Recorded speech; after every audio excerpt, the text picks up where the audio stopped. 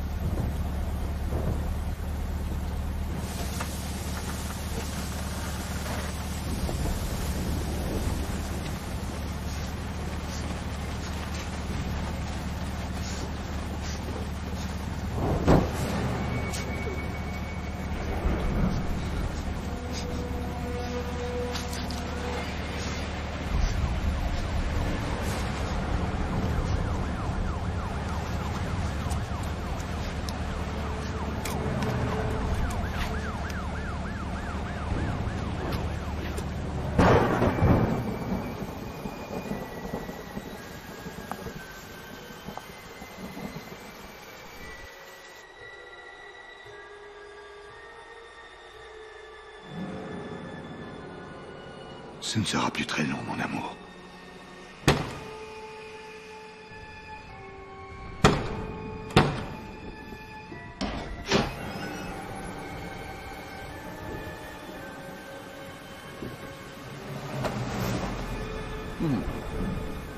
Pas vraiment ce à quoi je m'attendais.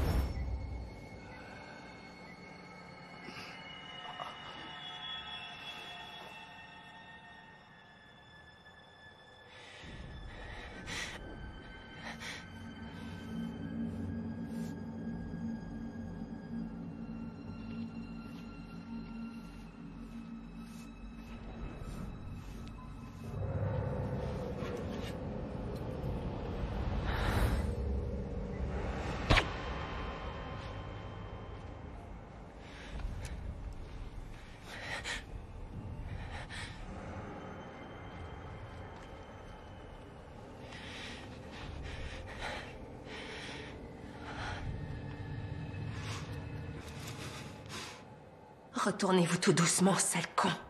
Il me semble qu'un simple merci aurait suffi. Merci? Allez vous faire foutre, vous m'avez coupé 2 doigts. Bon, eh bien, rectification. J'ai sauvé votre main et votre vie également. N'approchez pas ou je vous jure que je vous tue. J'en suis certain. Oui, et j'y compte bien.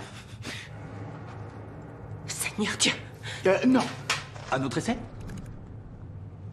Je suis Avery Whitlock. Mes amis m'appellent Whitey. Appelez-moi Whitey. J'ai besoin de votre voiture. Whitey. Oui, le véhicule de la société, oui. Donnez-moi les clés. Vous n'irez pas très loin ce soir dans votre état, ma chère. Eh bien, on verra ça. Oui, mais pas ce soir. Vous voyez, l'autoroute est inondée. Sérieusement, vous voulez mourir, vieillard? Oui, oui, absolument. Au matin, je serai mort et vous reprendrez votre route seulement. Pour l'instant, j'insiste pour que nous partagions un verre de vin. Vous savez, vous avez perdu énormément de sang, Angela, et vous allez avoir besoin de force pour continuer votre voyage. De plus, j'ai un cadeau pour vous. C'est une petite chose dont même les dieux ont peur.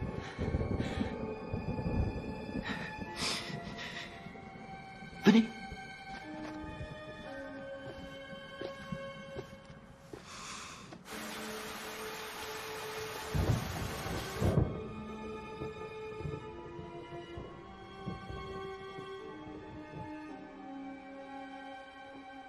Je l'avais gardé pour une grande occasion et cette nuit est tout indiquée. Bon, vous allez m'expliquer ce que tout ça veut dire? Bien sûr, Angela. Ce soir, il n'est question que d'amour et de destinée. Croyez-vous à la destinée? Cette force invisible à nos yeux, que ce soit Dieu ou le karma, qui contrôle nos vies? Les dieux n'existent pas. Mais vous le savez déjà, étant donné votre âge et votre profession. Qui vous a fait du mal? J'admirais votre alliance. Était-ce un mari aimant? Mon mari est décédé. Je suis désolé. Moi aussi. Sa mort était... Enfin, n'était pas l'œuvre d'une divinité bienveillante. Monsieur Whitlock. Whitey. Que feriez-vous si je vous disais que votre présence ici n'est pas due au hasard, mais plutôt à un grand dessein orchestré par moi? Je dirais que vous êtes déjà ivre. Ça aurait été l'anniversaire de ma femme ce soir. Je lui suis resté fidèle pendant 47 ans. Et je peux dire une chose dont peu d'hommes peuvent se vanter, c'est que j'ai aimé chaque journée passée avec elle. Même les jours où je ne supportais plus d'entendre les clac-clac de son appareil dentaire. J'adorais cette femme. Ce qui rend ce que j'ai fait encore plus inconcevable.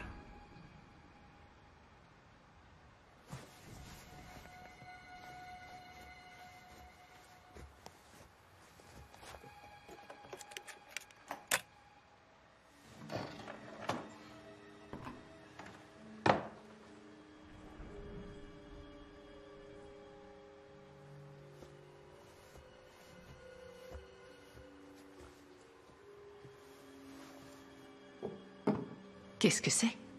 C'est le cadeau auquel j'ai fait allusion.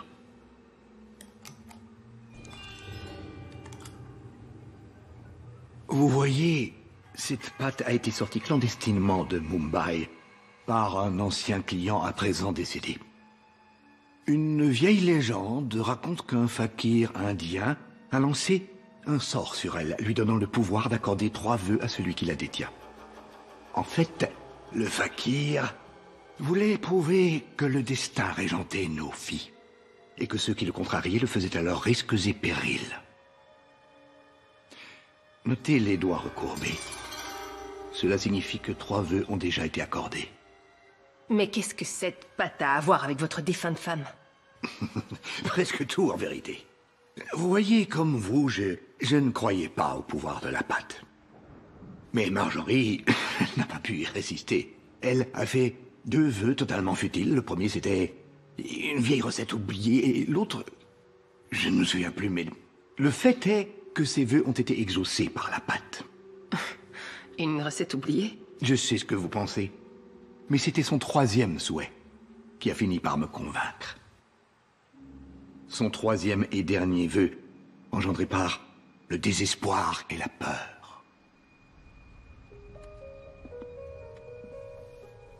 À toi de jouer. Notre entreprise était moribonde. Les rudes hivers d'antan, qui étaient nos saisons les plus florissantes, étaient devenus très calmes. Par le passé, on pouvait toujours compter sur le gel des canalisations de la maison de retraite pour emporter avec lui quelques anciens, si on avait de la chance. Mais après 3 générations d'existence, la maison funéraire Whitlock était au bord de la faillite. Et c'est là que Marjorie s'est tournée vers la pâte. Avec le dernier vœu qui lui restait, elle a demandé... De l'argent. Envoyez tout l'argent qu'il nous faut.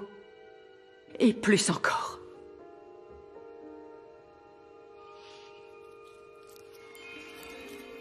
Au bout d'une semaine, j'étais riche. Waouh. Vous avez eu un tas de nouveaux clients. Il n'y a eu qu'un seul décès. J'ai touché la prime d'assurance pour la mort de Marjorie.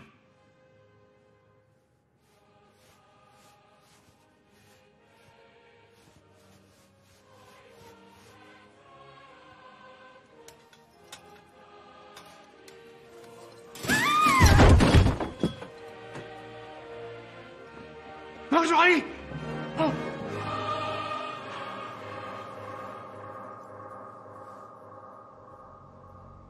La patte a pris en main notre destin et l'a écrasé. Elle l'a pressé jusqu'à ce qu'il nous donne ce qu'elle avait demandé. Tout l'argent dont nous avions besoin, et plus encore. Pure coïncidence. Oui, comme l'autoroute inondée. C'est possible. Mais c'est ce qui est arrivé ensuite qui a démontré avec une stupéfiante clarté le véritable pouvoir de la patte.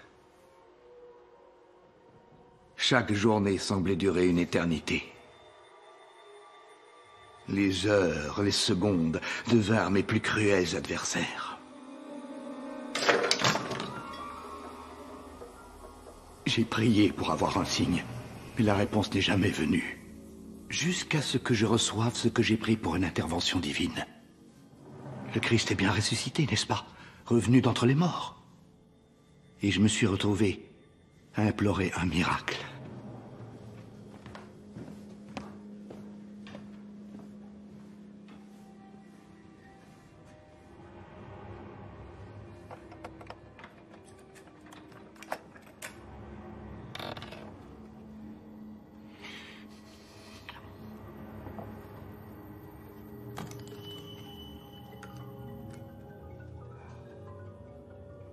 Seigneur, pardonne-moi. J'ai souhaité que ma Marjorie revienne d'entre les morts.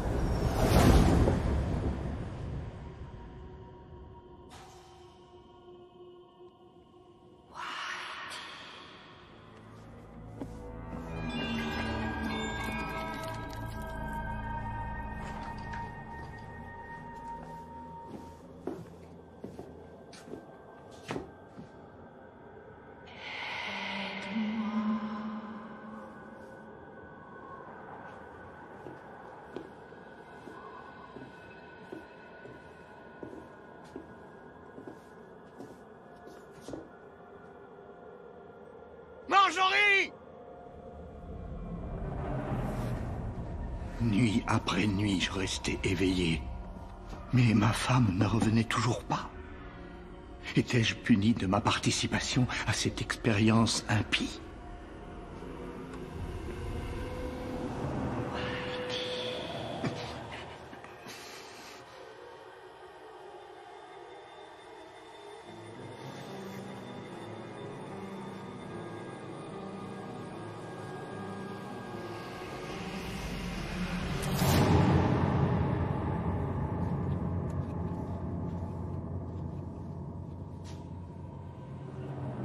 Mais plusieurs semaines plus tard, alors que je contrôlais la qualité d'une nouvelle gamme de produits,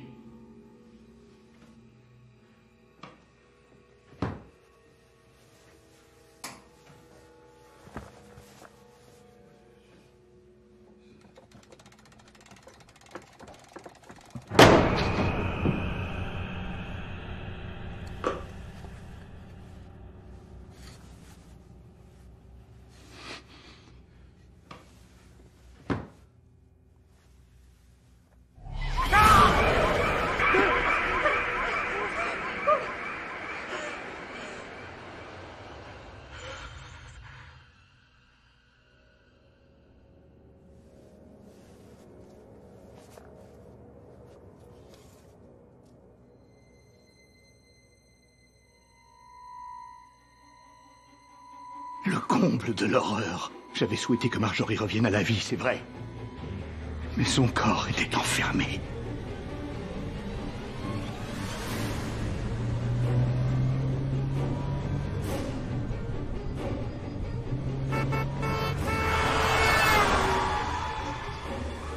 Je devais garder mon sang-froid. Une seule erreur, et Marjorie resterait piégée dans son cercueil haut de gamme pour l'éternité. C'était garanti.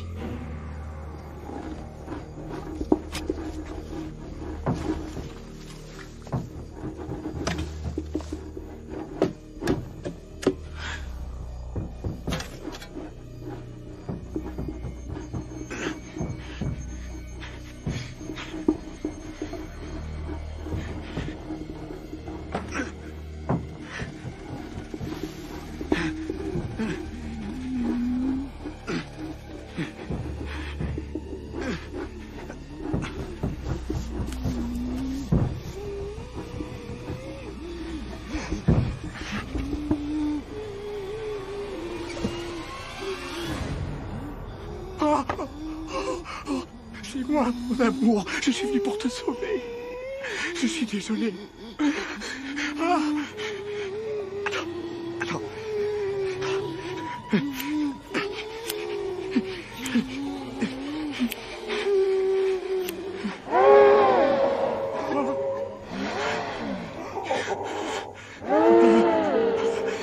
Allez, viens. C'est moi, mon amour. Je suis venu pour te sauver.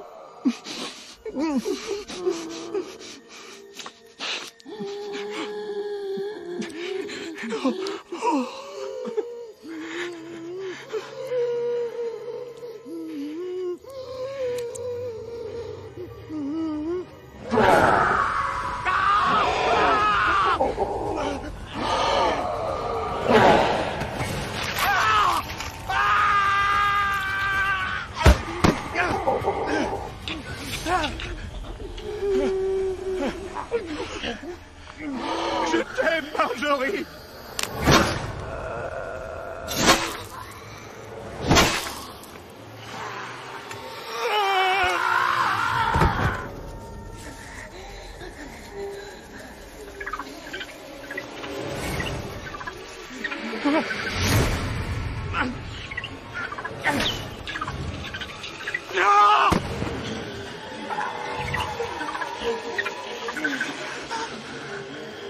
Comme tu étais avant, mon amour. Comme tu étais avant.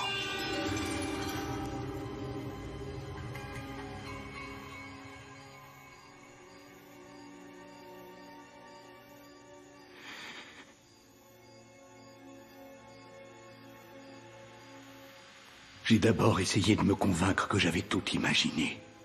Que cette expérience sur sa tombe n'était rien d'autre qu'un cauchemar.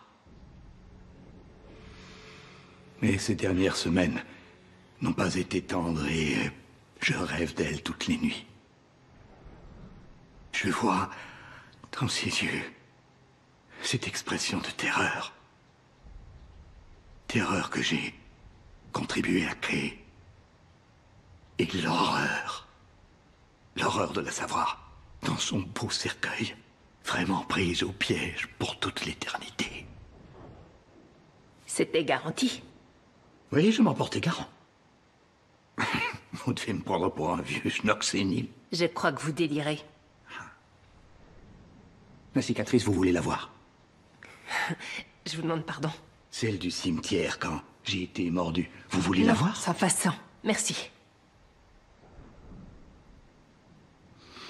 Ah.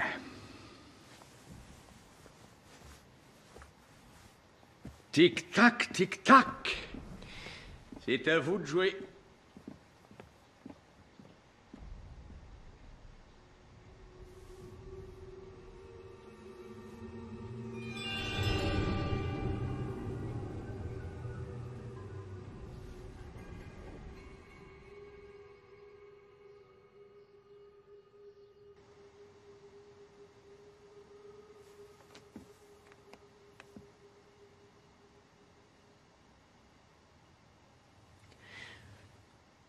L'autoroute est accessible.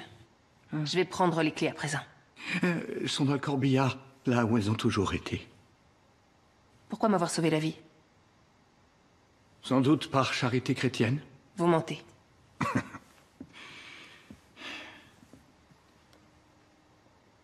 Pourquoi ai-je été épargné? Je ne vous ai pas épargné. Je vous ai invité à venir. J'ai demandé à la patte de m'envoyer un tueur.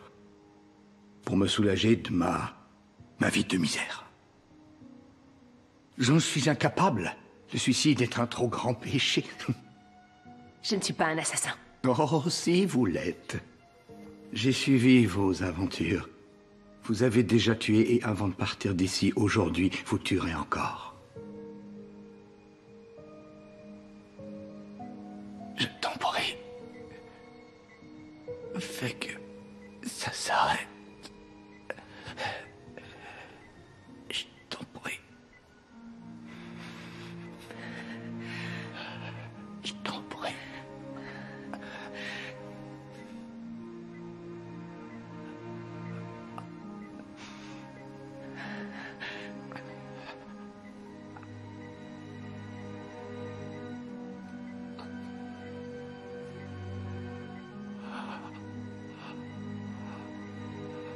Je t'aime.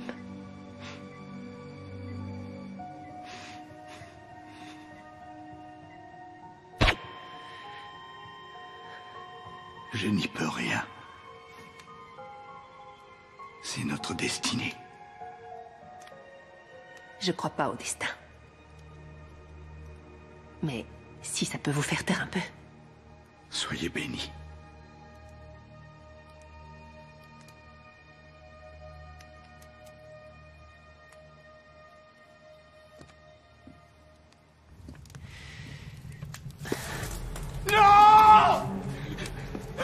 Non, non, qu'est-ce que vous faites?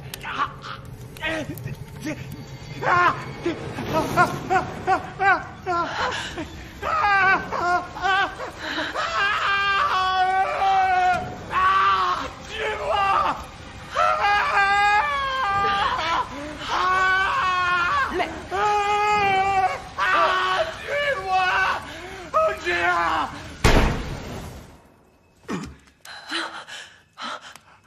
Merci.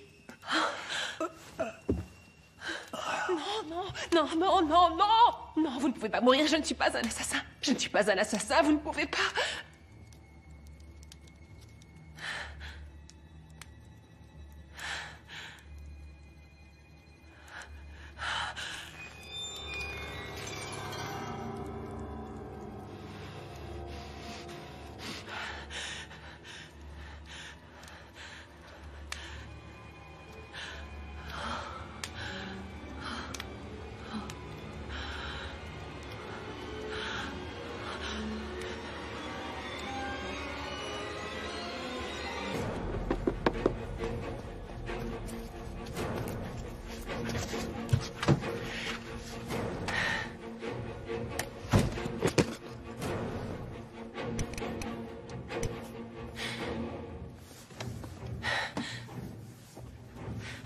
Où sont les clés?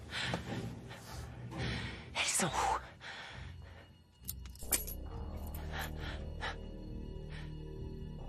Dans le pare-soleil? Oh, Whitey.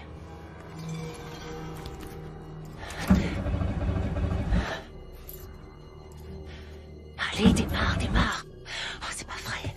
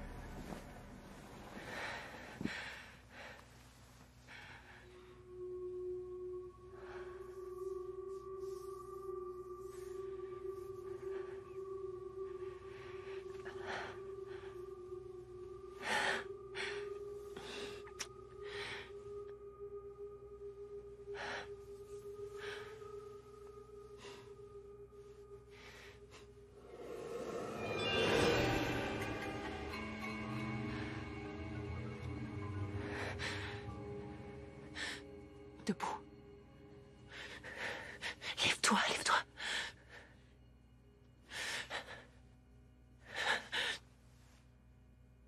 Ah, je vous déteste, Whitey.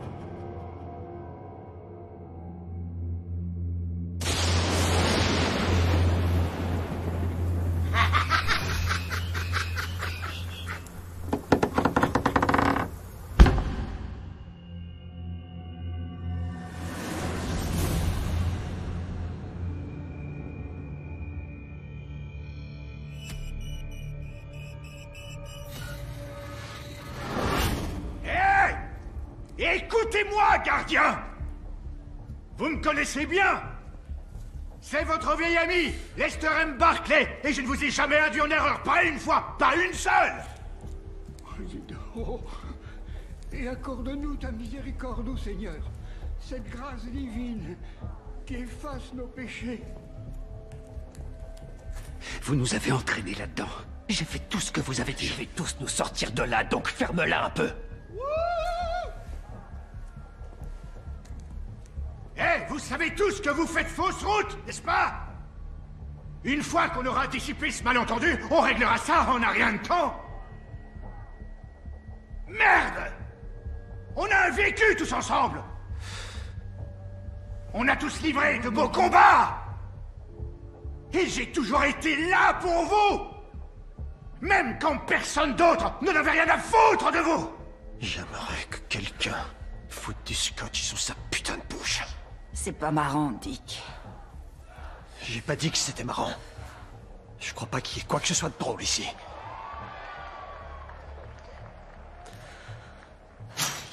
Il ne nous reste plus beaucoup de temps.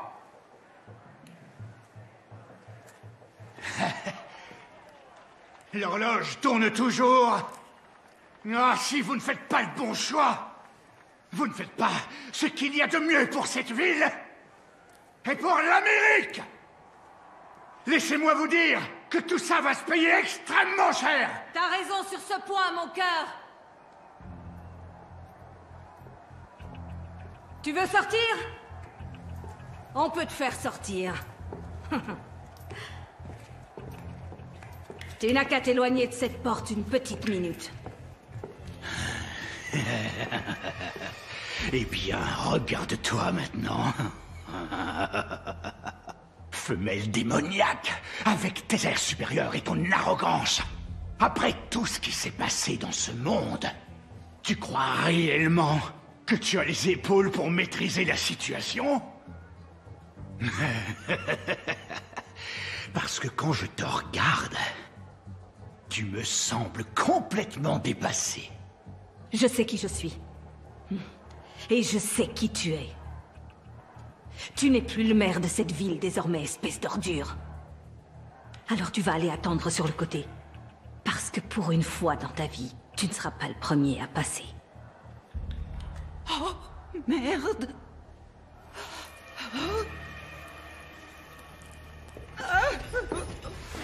Le pasteur Mitchell Ryan, sa femme Suzanne et leur fils Jimmy, qui ont encouragé Lester Barclay à faire régner la terreur en proclamant que c'était la volonté divine.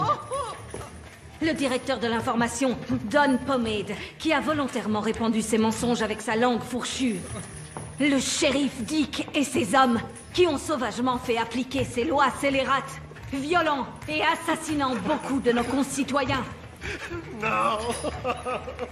Leslie Ann Dowd, qui a colporté les affreuses rumeurs qui ont coûté la vie à un bon nombre d'innocentes victimes. Non, vous rigolez, hein? Vous rigolez? Est-ce qu'on a l'air de rigoler, putain de traître? T'es qu'un vieux vendeur de voitures d'occasion pour moi. Maintenant avance, enfoiré!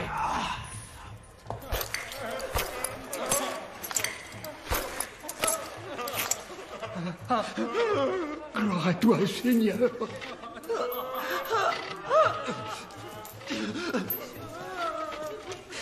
Pourquoi tu me descends pas, mon grand? Qu'on en finisse, hein? Tu veux que je te descende? Tu sais que t'en as envie. Allez, vas-y! C'est vrai, mais ce serait trop facile. Tu vas monter d'une manière ou d'une autre. Comme tu lui as fait. Tu voudrais bien, pas vrai? Mais tu peux pas. M'oblige pas à le redire! Parce que t'es qu'une fiotte!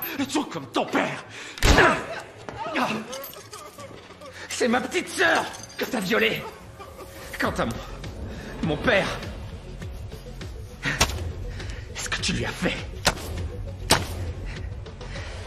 Pour moi... Mon père est toujours le vrai shérif de cette ville. Et il t'attend quelque part là-haut. Mais tu le sais déjà, pas vrai? Je sais juste que t'es un dégonflé, mec. T'es un dégonflé! Descends-moi. Master, peut-être bien que c'est le moment de dire une prière. Je jure sur Dieu que je n'ai rien dit du tout. Je n'ai rien dit à personne. Lesliane, ce serait gentil d'essayer de la fermer. Lottie, s'il te plaît, on peut trouver un arrangement. Boucle-la, Lester. Non. T'aurais dû y penser avant de nous menacer d'endurer la colère divine pour ta saleté de jeu. De retenir notre ville en otage et de nous forcer à regarder. Écoute, tu ne veux pas faire ça, tu sais que ce n'est pas juste. C'est moi, ton vieil ami, Lester M. Barclay. Tu sais ce que le M signifie? Magique. Ouais, c'est ce qu'il y a entre nous, Lottie. Toi et moi, c'est magique. Magique? Alors pouf, disparaît. Bouclez vos ceintures et appréciez la balade. Lottie, on peut très bien s'arranger. Lottie, ne t'en va pas. Non, arrêtez ça, je vous en prie. Non, oh Dieu, non, s'il vous plaît. Laissez-moi sortir, s'il vous plaît. Laissez-moi sortir, je vous en prie. Laissez-moi sortir. Hey! Si seulement on reste pas ordonné. Non!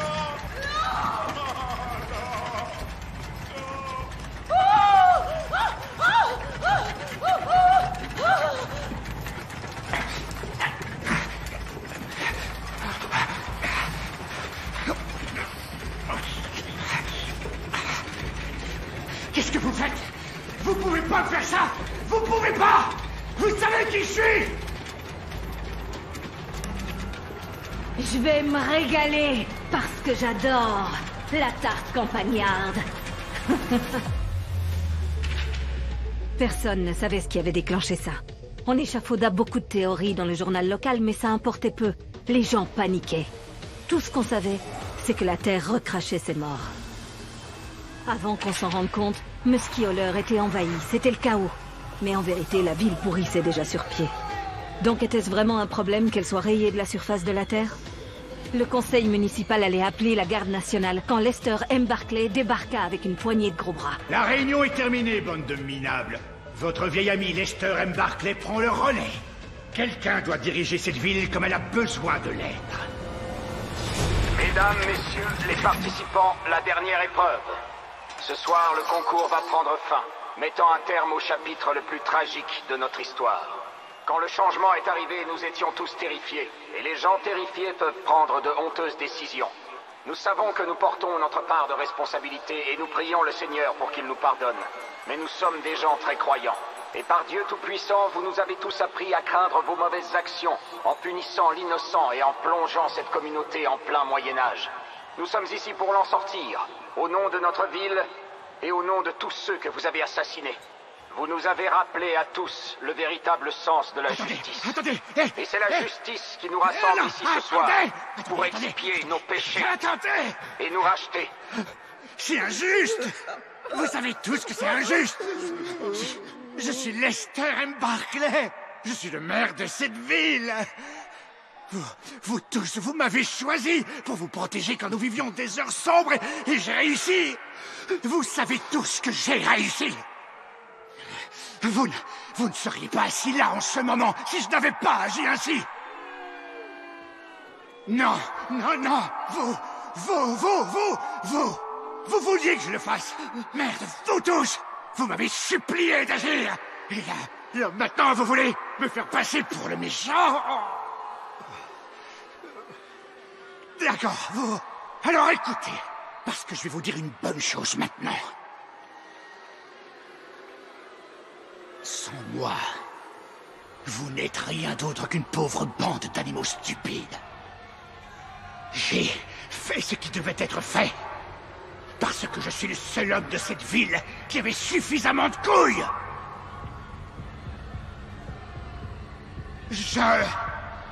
Je suis Lester M. Barclay. Je suis le roi de Musky Holler. Vous m'aimez. Vous ne vous en souvenez pas? Ah, je suis votre foutu putain de chef, bordel! Mais pour qui vous vous prenez? Vous ne vous en sortirez pas comme ça! Tout est arrivé si vite. En quelques jours, Lester avait rassemblé tous ceux qui pouvaient contrarier ses plans et les avait fait enfermer sous l'ancien terrain de foot du lycée. Je suis ici pour vous dire qu'ils ne savent pas comment assurer votre sécurité. Ils en sont incapables. Et ils ne vont donc pas assurer votre sécurité. Il n'y a que moi qui puisse le faire. Celui qui va vous protéger, c'est moi, Lester M. Barclay. J'ai eu la vision de notre avenir. Et ceux qui ne l'ont pas eu seront punis. Un nouveau monde implique de nouvelles règles. Depuis le changement, nous avons arrêté l'invasion des morts. Grâce à moi, vous vivez encore, tous, grâce à moi. Mais il y a ceux qui vous auraient laissé mourir, ceux qui n'ont rien fait, ceux qui n'ont pas eu cette vision.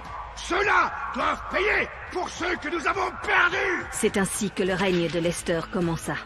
Quiconque osait le défier était conduit dans l'arène. Les politiciens, les médecins, les policiers, tout le monde. Et l'esprit malade de Lester concocta le spectacle ultime pour montrer ce qui arriverait à tous ceux qui ne partageaient pas sa vision de l'avenir. C'était les jeux du cirque, un genre de fin du monde façon Mad Max.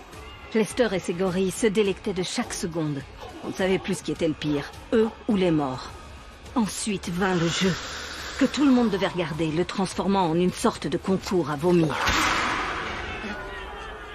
Pour vos crimes contre la population que vous prétendiez servir, la ville que vous aviez juré de protéger et le pays que vous avez trahi à chacun de vos faits et gestes.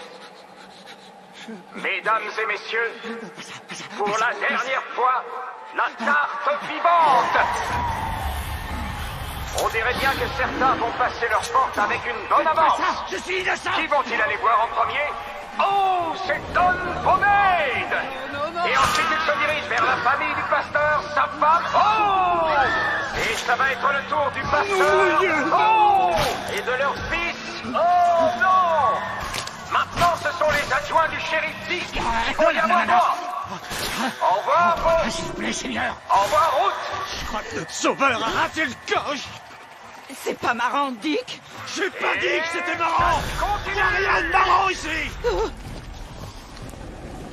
Dick et les Slian vont être les suivants. Oh, c'est pas vrai, je jure que je n'avais rien dit. Non,